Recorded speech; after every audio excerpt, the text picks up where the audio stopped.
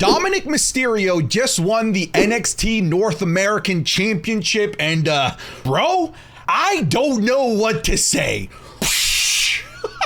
In fact, here's my reaction of this monumental moment happening live on Twitch, twitch.tv/SantiZap. Oh my God, bro!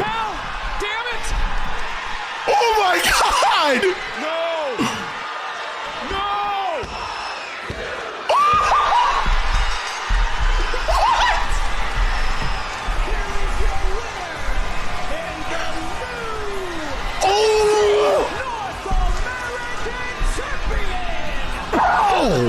First and foremost, to everyone that's acting like a high and mighty Captain Hindsight, shut up, loser. Oh, this is so predictable. Classic WWE booking. What in the blue hell are you talking about? Predictable? Homie, if you saw this coming, then I'm gonna need you to tell me what stocks to buy and what lottery numbers to pick. Because no, you didn't see this coming. Nobody saw this coming, you gross, sweaty little IWC troll.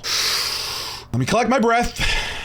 This was great. Dominik Mysterio may just be the best character worker in the WWE today, and almost certainly the greatest heel in all of professional wrestling right now. And I know some people are gonna jump down my throat all about MJF and scream, "Oh, Santi, what about MJF? What about MJF? He's the greatest heel in all of professional wrestling." Look, I don't deny that MJF is overall a more talented heel worker than Dominik Mysterio. He's better on the mic, he's more charismatic, and overall, he's just a more dastardly dude, but the crowds speak for themselves sometimes. Because for MJF to get booed out of the building, he's gotta grab the mic, make fun of everyone in the building for being a gross, overweight, sweaty gamer nerd with no teeth that has sex with their own sister. MJF actually has to try and make an effort to get booed, basically is what I'm trying to say. Meanwhile, Dominik Mysterio just needs to exist, breathe, and blink, and he gets booed to kingdom come. The man is such a heat magnet that the crowd won't even let him cut a promo, but the thing is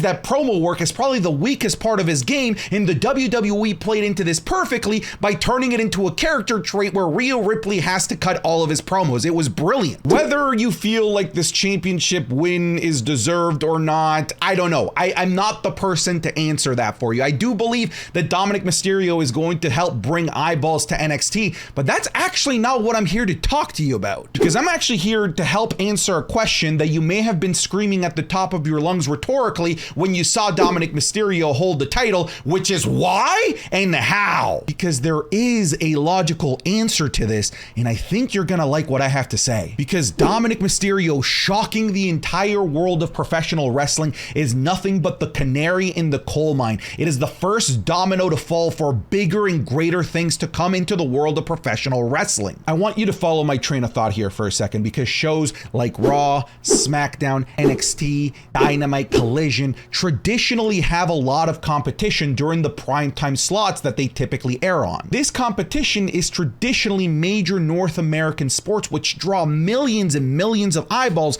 but also scripted primetime television. Here's the thing.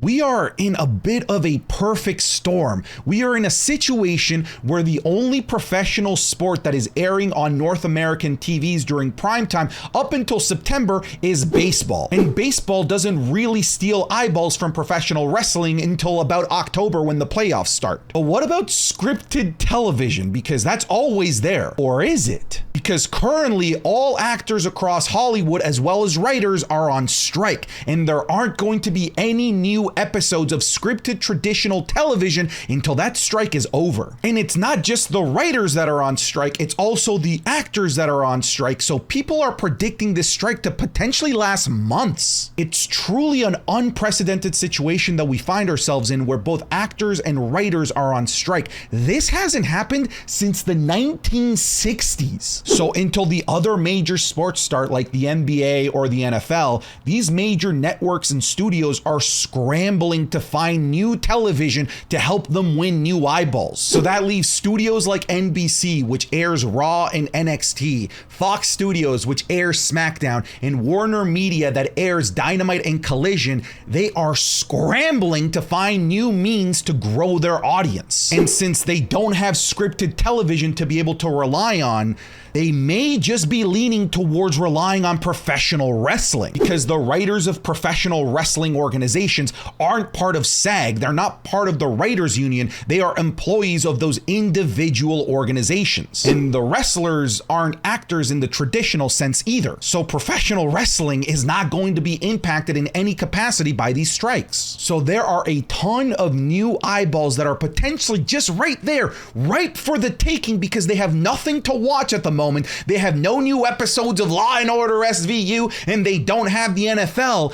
So they may just try and win them with professional wrestling, which is wild. Look, the evidence is already out there. It's not a coincidence that over the last week, AEW ran Collision Battle of the Belts. They're running AEW Blood and Guts, and Warner Media is demanding that AEW do more pay-per-views. And on the WWE side of things, we have both Raw and NXT doing crazy title changes and intermingling rosters to give people a reason to tune into both shows. Look, I think that we are in for a summer that is bananas and balls to the wall with storytelling, title matches, and crazy wild stipulations in order to win new viewership, because they have nothing else until the SAG strikes are done. It's like this crazy domino effect, or should I say Dominik effect.